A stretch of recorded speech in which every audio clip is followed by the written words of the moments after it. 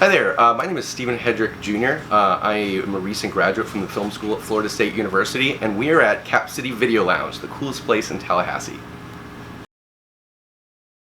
Jingle all the way. Arnold Schwarzenegger, okay, and he has to get this doll for his kid called a Turbo Man. He has to go through all these different shenanigans. Like, everyone is like going out of their minds trying to get this toy. These images will live inside my soul until the day I die. These are the 4 best movies that have ever been made in the history of cinema. Number 1, Andrei Rublev, directed by, of course, Andrei Tarkovsky. This is a biopic of sorts about a famous Russian painter, Andrei Rublev. Poetic sort of examination of faith, especially in times of great violence and turmoil. Angst, or Angst, it's about a guy who gets out of prison, immediately finds the first house he can, and proceeds to murder everybody inside of it. The thing that makes this film so incredible is the way it is shot. It's frequently in these like very jarring places. It's like scuttling across the floor, or it's going high on this like crane and sort of drifting over everything. It's a serial killer film that doesn't titillate or doesn't make the violence pleasant or enjoyable to watch. Two Lane Blacktop, directed by Monty Hellman from the early 70s, I think 1971. And it's about a couple people driving across the country in this like sort of cross-country race, right? What's so amazing about this movie is that it starts off essentially as this like, you know, racing road trip sort of movie.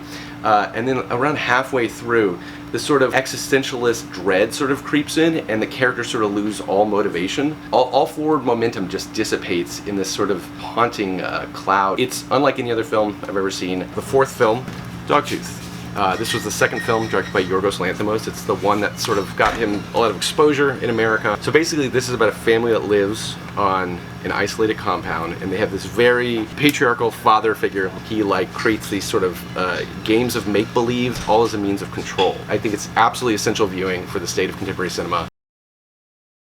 The Duke of Burgundy. It is about a relationship between 2 women in a S&M type power dynamic. It's about the give and take in a long-term relationship and how to keep that spark going. And there's a sensual quality to the film, but it also hits at a lot of really potent emotional truths about romantic relationships.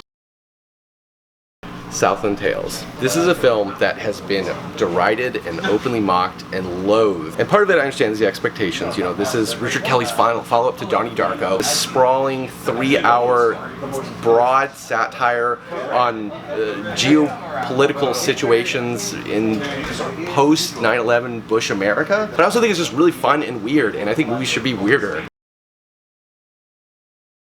David Lynch's 2001 masterpiece, Mulholland Drive. I think that it's laying bare how films work. There's a scene in this movie, this place called Club Silencio. A woman named Rebecca Del Rio is on stage and she's singing. And we have been told that everything we're seeing at this moment in the film is fake. She collapses on stage, and yet the voice we're hearing, the music, her song, still keeps going. Despite the fact that we know everything is fake, we still have an emotional reaction to what we're seeing. It catches us off guard.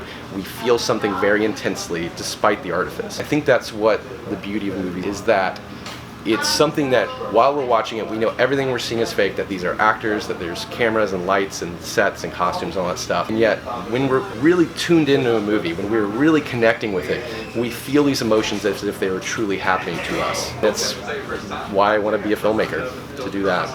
Alright, so that was like some of my favorite films that you can find here at the Cap City Video Lounge. I encourage all y'all though to come down and check it out. They've got thousands and thousands more. I promise you your next favorite film is in these stacks somewhere.